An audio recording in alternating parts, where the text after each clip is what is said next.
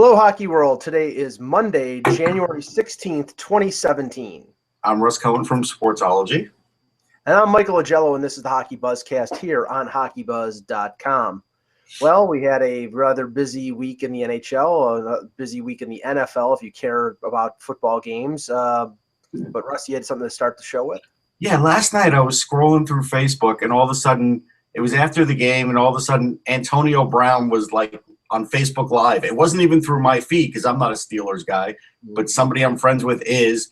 And so I'm watching this train wreck of a broadcast where he's like basically, he's at his locker. He's trying to fix himself up to talk to the media. He's like telling his teammate next to him, hey, look, you're on live. And they're like, what's up, bro? Like that. They gave him that kind of look. Eventually, Tomlin got on it. Like, this is something where if this happened in the NHL, this would create shockwaves. And because they go to great lengths to sort of keep even us, the media, out of certain parts of the locker room.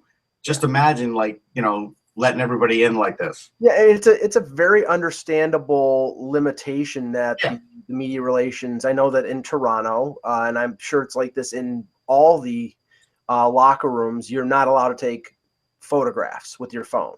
You can do audio, but you can't. There's varying degrees of things like that. There are some who video like the scrum. Yeah, I think they're talking about taking pictures around the locker room. Yeah, you can't do that. But the scrums, some allow. The scrums, because you're focusing on the player and everybody else there are cameras there. So why can't what's the difference between a camera and and your phone recording? But I think they're talking about like sort of casual photos around the locker room because they're getting dressed and stuff like that, and that's just not proper. Right. So, but yeah, no, I mean, hey, Facebook Live is a tool.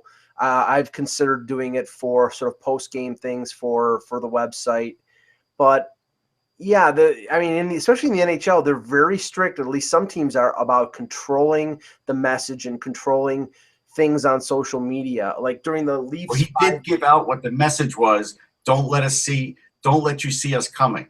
Like, that is supposed to be the team message, and now we all know about it. Yeah, I guess. But, Antonio Brown. But that's something that, is supposed to be kept in there. Antonio Brown, I mean, come on. Did you see that ridiculous Madden commercial that he did with him singing on stage and twirling a flaming football? I mean, but this was the dangerous part. The dangerous part was he was impressed that he had 40,000 viewers. That's all he cared about. Yeah. So, anyway, I mean. It got taken down eventually, so clearly somebody in Pittsburgh didn't like it. And we'll move on to hockey, but I just thought it was an interesting thing that could happen in any sport now. Well, one last thing about football, because I'm not going to get into individual games. I mean, the Dallas-Green Bay was the most exciting game. It was. It was a great game, I think. I at least picked that one right. Yeah, but apparently, and I just read this story on ESPN, apparently the bookies in Vegas took a bath over the last week because everybody bet Clemson in the national championship game, took the points and bet Clemson. Everybody bet the Patriots and bet Atlanta on Saturday. And everybody took the points and bet Green Bay and took Pittsburgh with the points. So they got drained on all 5 games. And my heart really bleeds for them. Oh, well. Darn. Yeah, but Russ, back in the day when I used to gamble a little bit, we had a friend who was a bookmaker, and it goes without fail. It's like you're on a winning streak, you win like 10 games in a row. He's like, you've won $250. We'll carry it over to next week. Then the next week you're still up 170. Well, let's carry it over to next week. Then 2 weeks later, when you're down $35, he's like, I'll be there on Friday to collect. Right. That's oh yeah. That is that is what happens with gambling. So yeah, that's why I stay away from it now. Okay. Interesting week in the NHL. Some really hot teams out there, especially the Minnesota Wild and the Washington Capitals. The Capitals are they've won 9 games in a row, and they're now back in the lead. They won the President's Trophy last year. They're leading the NHL again. I think it's 63 points right now. They're one ahead of Columbus. I mean, we saw what the Capitals were doing during the year. I mean, Yeah. quality, but not red hot, not like they were last year. And now all of a sudden they've gotten red hot at the right time. Yeah, there's no question they got red hot at the right time. I think they played the right team because I've pointed out before when the Flyers play a team that's got a heavy defense, big, strong guys, they don't do as well. And this was another case of that. Now, the thing that made it, I think, easier for the Caps in this game is I think now Dave Haxtell has sort of mixed up the goaltending situation enough that both goalies have no confidence. And this is the risk that you take when you decide to play this one when he's hot, and then, I'm going to pull this one because this one looks better. Oh, that one looked good. Now he gets next game. And, you can only do that for so long. And I think he has hit the brick wall with this. And my suggestion online, which really wasn't that much of a farce, was, maybe he should just go with Anthony Stolarz now because he had a couple of good games and at least he hasn't been subjected to this. Now, look, I get that they're grown men and they should be able to handle this and whatever, but these are goalies, and these things sometimes do interrupt their flow. And right now, you have to admit, where early on in this season it looked like Steve Mason was their number one. Now they don't have a number one. Both guys are going to be a UFA. Like, all of a sudden, it's become a little unsettled in Philly. Now, I don't get crazy about everybody about the playoffs because I thought they were a bubble team, and if they didn't make it, that's fine because they're still building. They've got a load of young talent. They're still going to try and make the playoffs, but they may not. But if they don't, this is, again, going to be another big reason why. It's the defense and that. There's been a lot of juggling with it, and now there's been very few results. Yeah, I don't get the yo-yoing back and forth with the goaltenders. I mean, I know that with Neuwirth out, they had to go to Mason. They went to Mason 95% of the time. And they should have just kept it that way. They should have just kept it that way. I mean, you were on a hot streak. You were playing very well.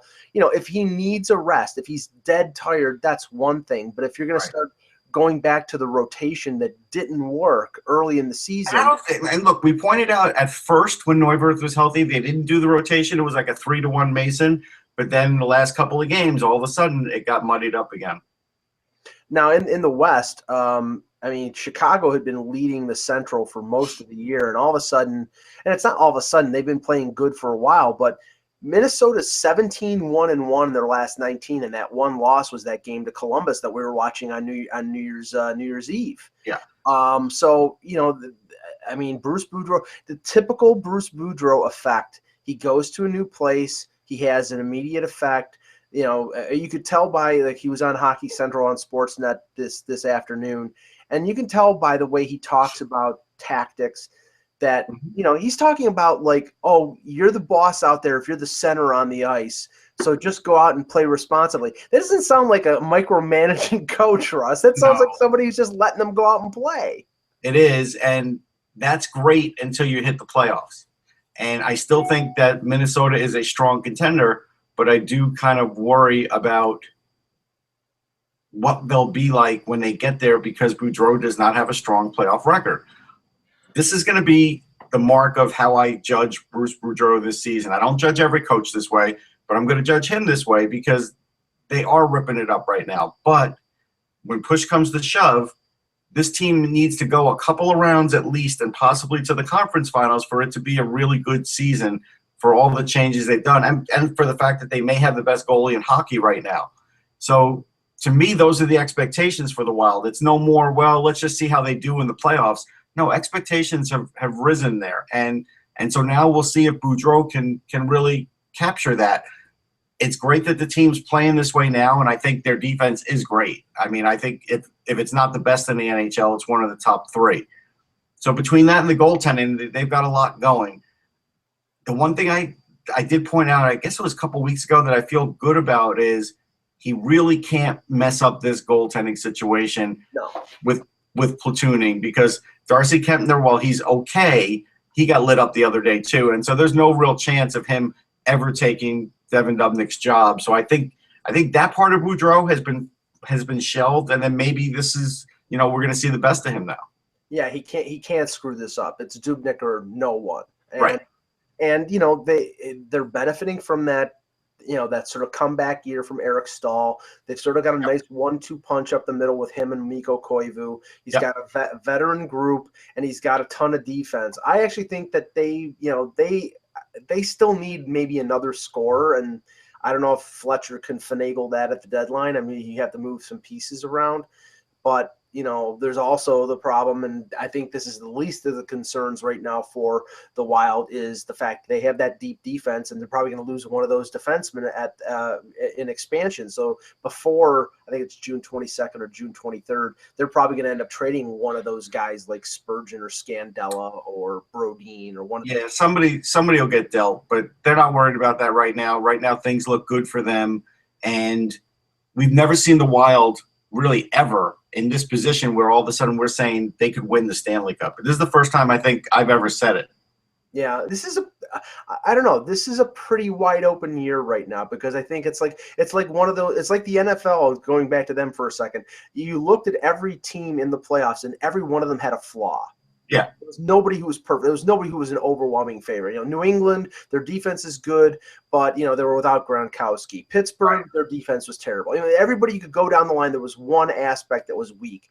And right now, I don't see anybody who's who is completely, they're the overwhelming favorite. There's some, I think Washington, their flaw right now. I think it's similar to last year. I think it's really following what happened last year. I mean, I don't even want to fall into the trap and saying, well, look, this team looks like last year's Pittsburgh, because that was last year. Like, things happen differently every year because of injuries, because of the way the game is played, because of the way goalies are year to year. I mean, things do change. So I never want to say that there's a pattern. And I think that's the one thing about the NHL that when we're trying to analyze it, you really can't find a pattern. And in other sports, you can usually find these super teams, and they're, usually good every year. Now, the Blackhawks do fall under that. Right. And Pittsburgh most of the time. But after that, it really is pretty open. It is. And Green Bay sort of fell into the same pattern that Pittsburgh did at the end of last year. Everything came into place around the halfway, like 60% mark of the season. They won 6 games in a row. Now have won 2 games in the playoffs. And Pittsburgh, around January, everything came into place. They got Hagelin in the deal from Anaheim. They called up some players, and it all worked. Now, going to Pittsburgh right now, they got Matt Murray back, so immediately the talk about possibly trading Fleury came up again, which I think both of us agree that's probably not going to happen. But now this weekend in a game against Detroit, Letang gets hurt. It looks like something serious. It doesn't look like like a day-to-day type thing. They put him on injured reserve. He's probably not going to play in the All-Star game based on I saw the injury. It looked like, some hamstring or knee type of thing. Yeah. The thing is they lost Lovejoy, and he was part of that no-name defense. Without Letang, a lot of weight is on Mata. A lot of weight's on Trevor Daley and Justin Schultz. If this is a lengthy injury, this is big trouble for Pittsburgh. Yeah, they did call up David Warsofsky, and that I do like him, and he is a good puck mover, and he is really good on the power play. And so this is a big opportunity for him. He was, player of the week a week ago in the AHL. He's having a great year for an offensive defenseman. He's a smaller guy, but at the end of the day, this is where he could really leapfrog over, Derek Pouliot. Yeah. I mean, he really can. Well, it's funny because, they didn't call up Pouliot, and I saw Pouliot play last week against the Marlies, and he barely made an impression. I was like, oh, there's Derek Pouliot. You know what I'm saying? It's just, I think the writing is on the wall for him. In this instance, at least with this organization. Yeah, I mean, I think he's going to be exposed for expansion or maybe traded to that team, and he'll get an opportunity. But yeah, he's had one too many chances with Pittsburgh, and nothing has really come forth for them. Now, another injury, at least NHL injury, I want to talk about another one after that. But the Antti Ranta injury for the Rangers in Montreal that forced them to bring in Henrik Lundqvist, and Lundqvist had not played that great against Toronto on Friday, and was forced to come in and play against Montreal, another team he struggled against. I've heard it's about a week that this injury, it's not a serious injury, but they need Ronta. Ronta's important for that team. They do, and Lundqvist got very testy for the first time really ever that I can remember when asked about not seeing that shot. He basically was like, well, yeah, what do I eat? I don't know the exact quote, but to paraphrase him, he's basically like, well, you saw that I didn't see the shot, so why are you asking me? And so he's a little testy right now, and it's about that focus. When he was in that scrum in Philly, he talked about his focus, that it wasn't quite there, and when it is there, he was, he would do great, and he did great against Philly, and his focus has been up and down, and so it's frustrating for him. It's partly the defense. Adam Clendening playing every day is not a good thing, so those things have hurt Lundqvist. Now they brought up Magnus Hellberg. I don't know if he's ever going to even see the ice. To me, he's like a seat filler at the Academy Awards. That's what he is, because he's not a good goalie. But I guess they want Halverson to just get everyday action down there. So they're just going to bring up Hellberg and hope they don't have to use him. That's going to be the key. But Lundqvist now, this will be a good test for him. There is no – not that he ever looks for a safety net or anything, but there is none now. And the Rangers do need to win some games. Their confidence is not as high as it was. Yeah, and I mean they're definitely missing Stahl, and I have not heard a prognosis. We know he went through the concussion protocol. That's it. That's all we know. Yeah, so I mean you could say that they're going to be careful. I mean, because right now they're in a comfortable position, but if they slip a little bit, then it's going to be you're battling for a wild card spot. So right now they can be careful, but when we get closer to the deadline and Stahl's out and you're playing Holden and you're playing Clendening, they've already been talking about them being one of those teams that's looking for a top 4 defenseman. Well, they may actually have to act on that and get at least a top 6 defenseman to help them along. Now we talked about Minnesota being one of the hottest teams in the league, talked about Washington. Have to talk about the Maple Leafs. I mean, 8-0-1 in their last 9 games on the road. And I know you don't get a chance to watch them all the time, but you saw them you saw them at the Centennial Classic. Yep. You saw the good and the bad there, and then you saw a team that really didn't have the bad against the Rangers on Friday night. But I still look for attributes and stuff too. Game to game is not everything for me. I do look at certain players like. I did see some bad things even in the win out of like Jake Gardner. I do notice things. I saw really good play out of Connor Brown. That face-off, non-face-off play was a great play. That was terrific. Freddie Gauthier played really well against the wall and cleared out in front of the crease. I thought he had a really good game. I mean, clearly Frederik Andersen had a really good game. There was a point in that game where Buchnevich had a really good shot trying to go up high, and he stopped that. I just think Mike Babcock outcoached Alain Vigneault. I mean, this was a game where I looked at it and I saw that Nash was sort of getting marginalized early on and played on the third line because it was his first game back, and he never had an impact. I saw Clendening with the puck late in the game, bringing it up the ice when they needed a couple goals, which doesn't make sense to me because why isn't it somebody else who's more invested in this team? It's not Clendening's fault, but he hasn't played enough games for me to have that sort of role. And so I thought those were really shaky moments for Alain Vigneault. And at the end of the day, I really did like what I saw out of the Leafs. I still don't think they're a playoff team, but there's definite improvement. We knew there would be improvement this year. But the thing is, this is what's going to happen with them. There will be improvement, and then there will be a sort of cutoff until their defense gets better. Like there will be a point where whether they hit 500 for real and then just can't get past that. This is something that happens with all NHL teams because I think Babcock got everything else working. The penalty kill is working great. The power play is good. The speed on the team is good. Everything else is going, but he can't control not having enough bodies on defense. Well, I mean, with the media this morning, basically Babcock said, cool your jets, people. I mean, it's like let's not get carried away. I mean, we're hot right now, but you look at the complete flip of what happened early in the season. I wrote about it yesterday in my column for Hockey Buzz. The Leafs were 8-3 at home through the first 2 months of the season. Since then, they've gone 2-4-2, and they have not won in regulation since November 26th. They've gone 8-0-1 on the road, and they were I think they had 2 wins through the first 2 months of the season. They have the number 1 power play and the number 1 penalty kill on the road. At home, they're 21st power play and 25th penalty kill. So it's a young team, and I guess it's the extra pressure of playing at home. But it's a complete flip. They were 8-3. There was a complete flip. Well, they start off the year with a certain amount of gravitas, and so I think that got them through for a while. But I think when you are a young team playing at home, sometimes is harder. And so but Babcock's right. They are hot right now. But it is fun to at least see what these guys can be. And again, I mean, for the people that were doubting Matthews when he went through that little bit of a slump, like he's been on a prolonged hot streak, like any superstar in the league. Like it's almost as good. At this point, calling him a rookie doesn't even make sense. Well, and we know that everybody, including ourselves, sometimes have a tendency towards hyperbole. Sure.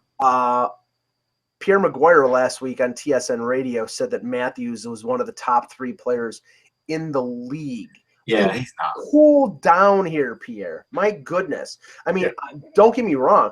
I never expected Matthews to be this good this quickly. I was saying I think he's going to be on par with what Eichel did last year, which was 24 goals, and he's got 21 right now at the halfway. But we can name 3 or 4 better centers right now. Like it's just, he's probably in the top 15 now, top 10 to 15, which as a rookie is tremendous. Yeah, it's incredible, and that's where I think things are getting a little bit carried away, and by talking realistically and saying, okay, calm down, everybody, this is great, but there are problems with this team right now. Their defense is not. They've been able to effectively cover up their defensive deficiencies with goaltending. And on Saturday they got a good performance out of Curtis McElhaney, who they picked up off of waivers. So if they get good backup goaltending and good starting goaltending from Anderson, that goes a long way. Yeah. But, there is going to be that time period starting maybe after the All-Star break and going to the end of March and early April where, teams that are going to make the playoffs, it gets serious. It really gets serious.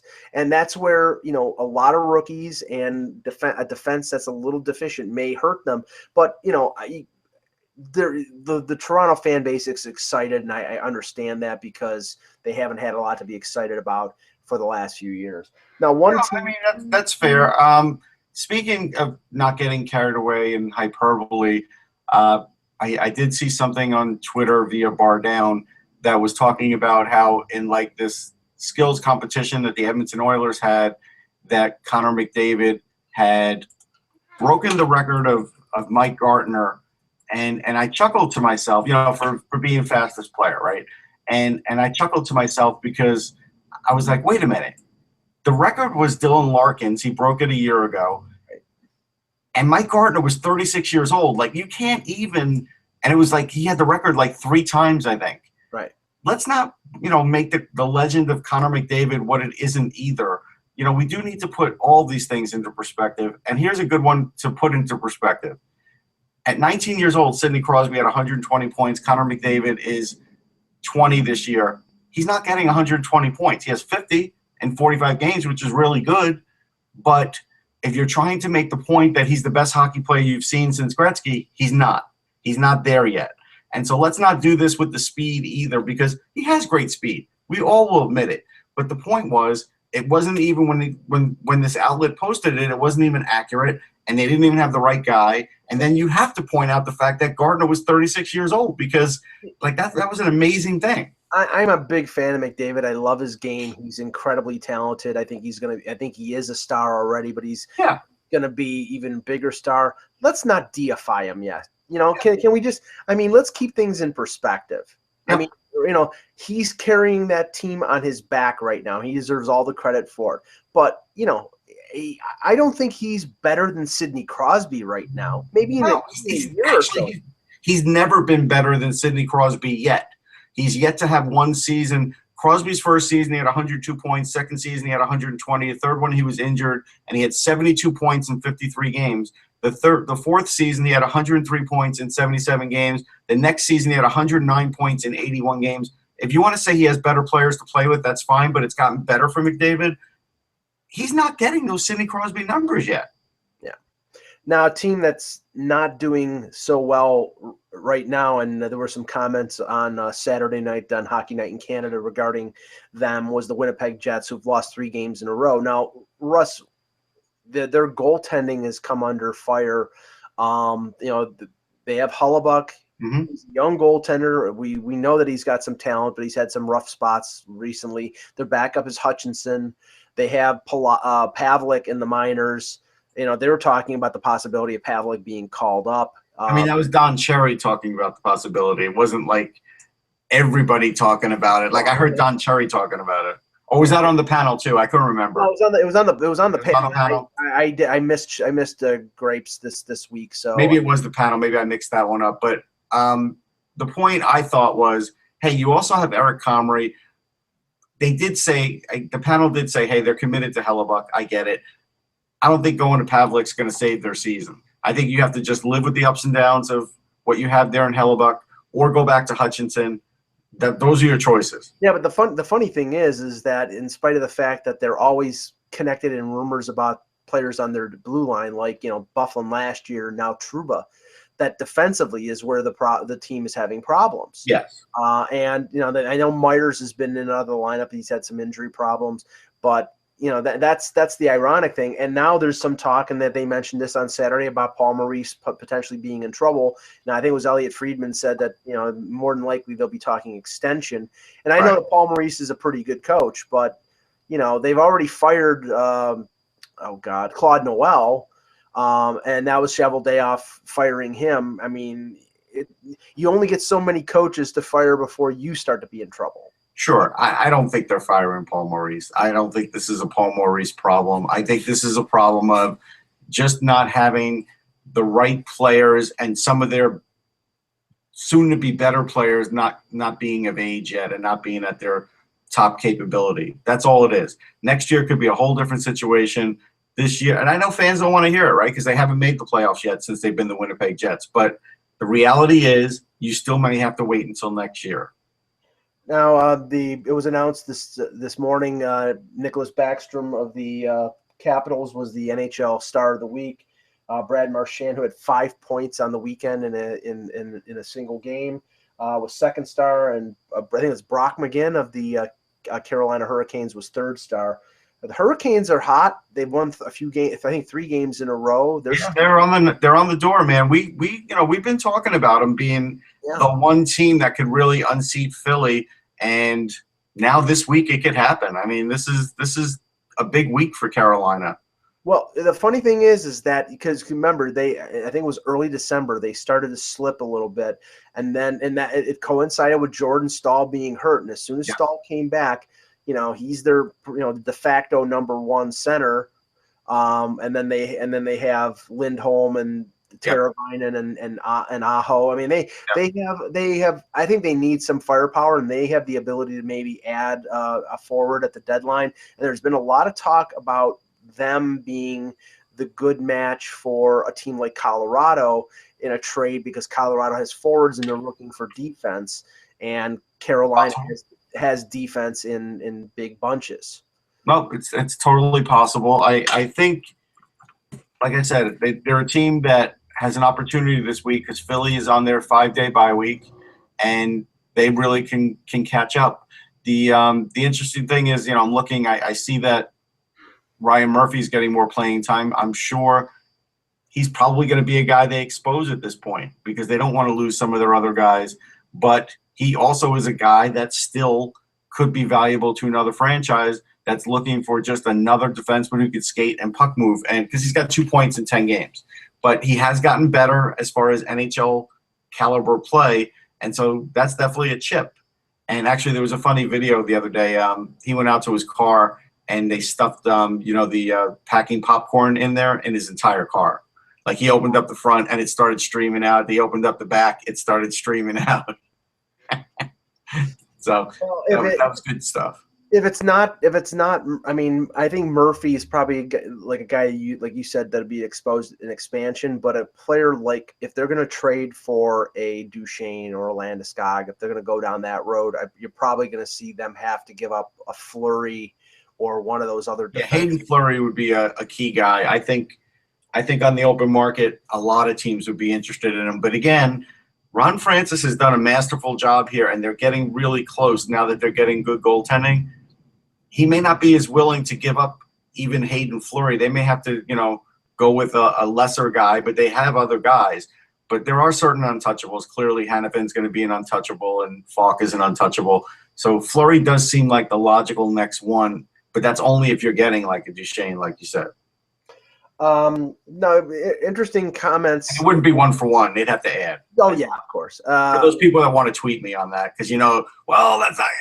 Listen, I get it. Well, if they haven't tweeted you about our ketchup, the vinegar debate, then they won't tweet you about anything, Russ. There is no debate. Yes, it is, because ketchup sucks. It's terrible. It doesn't suck. And whoa, you went with the just to be difficult, and I swear to God, you did this just to be difficult. You went, well, I only eat the vinegar-based barbecue sauces. You're from the Northeast. People in the Northeast don't do that. That's from people in the South. No, I not vinegar-based. I just non-ketchup based. I mean, how do you figure that? Look at the label. KC Masterpiece is not tomato. It's not ketchup. It's tomato paste. There's a difference. I hate it's globules. KC Masterpiece, that is like a sugary mess. That's what that is. Okay. Anyway, Bruce Boudreau made some other comments that were sort of consistent with the talking points of John Tortorella recently about about morning skates being optional, and even to the point of maybe not even doing them at all. I know we've touched on this briefly, but yeah, that's when I dropped the F-bomb. Yeah. Yeah. Well, don't worry, I cut it out. But the thing is, if you have Minnesota buying into that, and you have Columbus buying into that, and they're having success, we know that this is a copycat league, that maybe this is going to be something that gains some traction with other teams. Here's the thing. It's nice when it works for a couple of teams. We're talking about a couple of old school coaches. It's not like that for everybody. And writers do depend on the morning skate to be able to write and get interviews, and radio folks the same way, so they can get interviews for that night's game. The local radio guys are always in the locker room.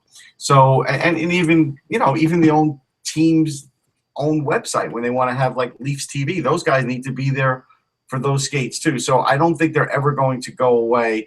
And I think right now it's working for a couple of teams, a handful of teams. And for as long as it's working, you can get away with it, because you know how it is. It's like if you come in and you change the world like that, for as long as that's working, it's okay. The minute it doesn't work, that's when the owner goes back and says, you should change it back, because the other teams do it.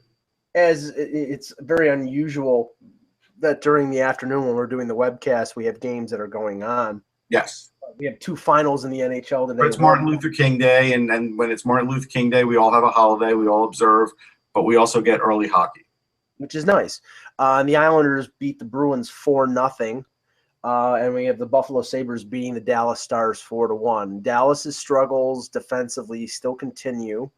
They're awful lately. What's their record in their last 10? I mean, I don't know what the record in the last 10, but I do know that they have 44 points, and they're now, if this hasn't updated, they're a game under 500. If it has updated, they're 18-18-8, which is they're 18-19-8 now. So it didn't update. So yeah, so they're a game under 500, even if that's not really 500. But yeah, they're that's not good. I mean, they're still within striking distance of a wild card spot, and that's sort of what I'm going to go talk about here. We're going to do a little game here to end the show. But yeah, I mean, they're not getting great goaltending. There again is some talk about Ben Bishop, about there's been some rumors that that Jim Nill has contacted Tampa Bay regarding the availability. I hate these websites. Sorry. Wow, jeez. somebody was rocking out there. Trying to find out what they're doing in the last 10, and instead I get lousy music. Yeah, but yeah, I mean, now we know their goaltending situation is very weak. I mean, Niemi, the other Antti, Niemi and Lettinen just have not stepped up. But I don't perceive that Tampa would be willing to take one of those goalies back in a deal for Ben Bishop, and I can't see Dallas taking or trading for Bishop and not finding a home for one of those goalies. I mean, I don't know what's going to happen with that. I know he's not getting traded in season, but he is a UFA, right? So, I mean, again, it's not out of the realm of possibility that Tampa signs him after the season and tells Vasilevsky, you're going to have to wait. He's still under team control. If for some reason Bishop is willing to take a short-term deal with Tampa, he'll just hang out there. They won't have to, protect anybody then. Well, yeah, I mean, ideally for them, they protect Vasilevsky. Bishop is the UFA. Right. They wait until after the expansion draft and then sign him, and then they could either trade him or keep him. But yeah, I mean, I'm picking up on them not being. I mean, I know from talking to people who have talked to Steve Yzerman that they love Vasilevsky, but the results have not. He's not playing as good as I think they thought he was going to play. Yeah. So right now for this year, Bishop is a bit of a safety net, but maybe. They don't need the cap room because they have Stamkos on long-term injury. So I think they're going to keep Bishop for the rest of the year, and then they are. Yeah, I mean, I don't. Unless there was a really bad injury that would force them to sort of make that decision prematurely, why wouldn't they? Right? Yeah. Now, okay. We got some tight races. It's the halfway mark, and this is only don't make any wagers, folks, but we've got some tight races in the 4 divisions right now in the 2 conferences. And I just want to let's do some prognosticating here. All right. Okay, so we have right now in the Atlantic Division, we have Boston at 51 points.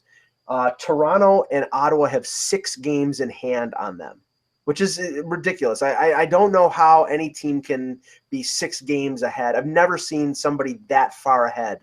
Yeah, that's crazy. So Boston at 51 points, Toronto, Ottawa, and Florida at 48 points, Tampa Bay at 44 points. So you have 5 teams there for 2 spots, second and third in the Atlantic. Right. Plus, who of those 5 will be second and third in the Atlantic? I still think Tampa will be third in the Atlantic, and it defies logic, but I think Boston will remain second in the Atlantic. I think Tampa is going to finish in second or third. I mean, they're going to be one of the 2 teams. Yeah. So I'll say that they're going to eventually make second, and of course they're the one. They're 7 points behind second place right now, but they have games in hand on Boston as well. And I still think Yzerman is going to make a move. He's going to do something. He will. He's got all the makings to be able to make a move. And I'm not trying to sell Ottawa short. I think Ottawa's having a good year. Yeah, I mean, they're having a good year, but I don't know how. I mean, but it doesn't matter. I mean, but they are, and they're in the race. Yeah. This is where really, they have a better chance to make it, Ottawa, as a wild card. That's the way I see it. I'm still sticking in. I'm sure my followers who are Leaf fans. It's 41 games. I would like to see them make the playoffs, but right now I still think it's going to be Tampa, and I think Florida is starting to come around. They're at 48 points now. They're getting there. They're getting there. Huberdeau is coming back. Yeah, that'll help them.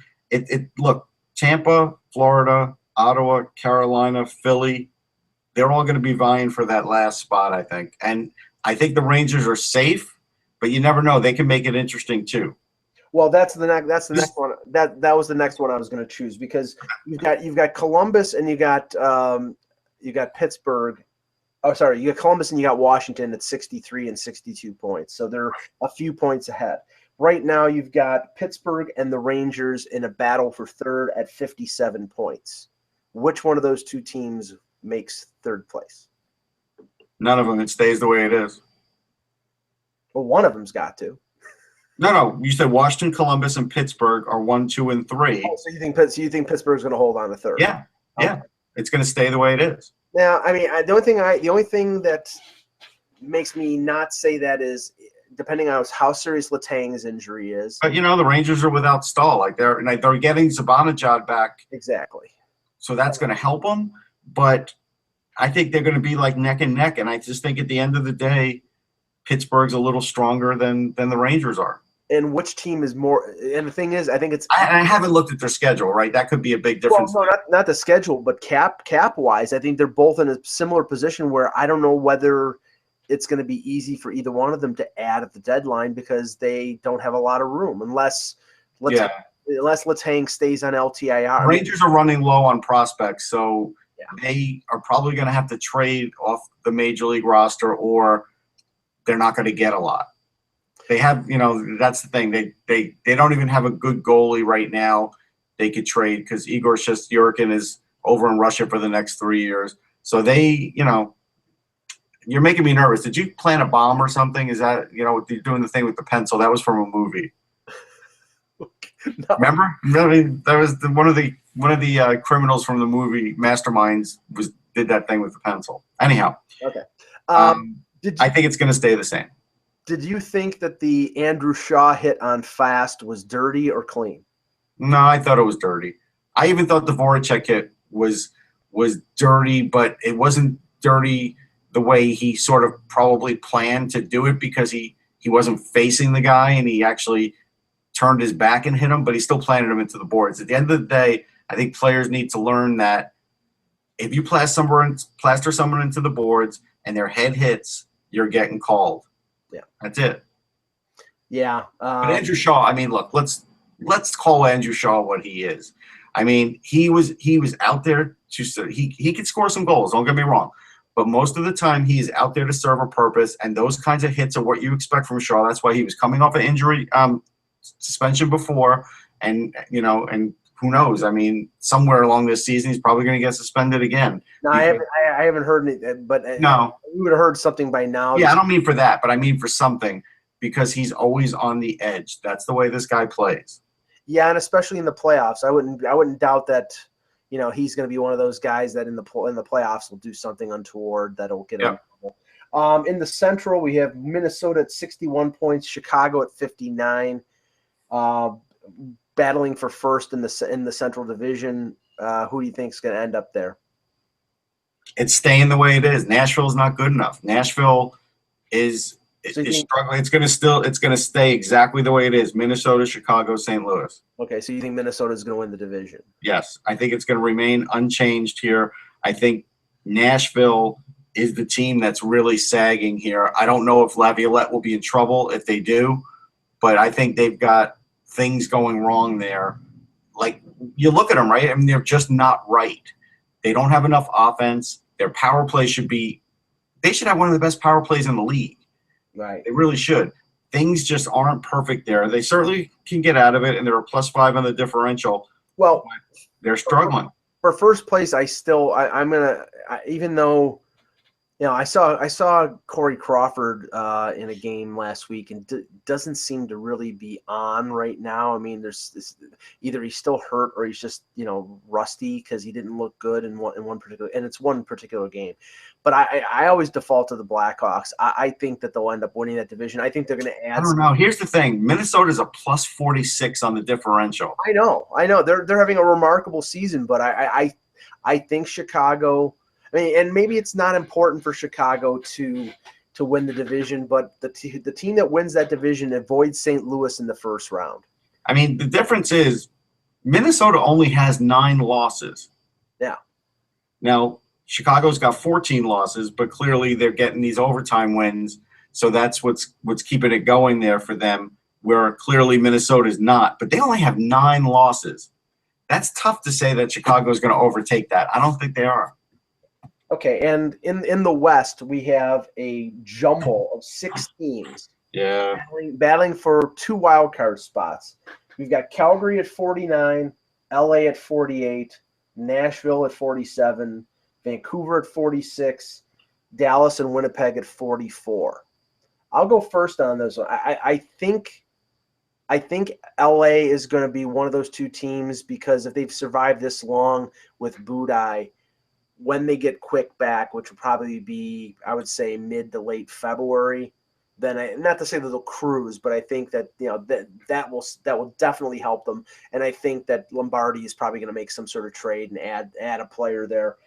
And I don't know.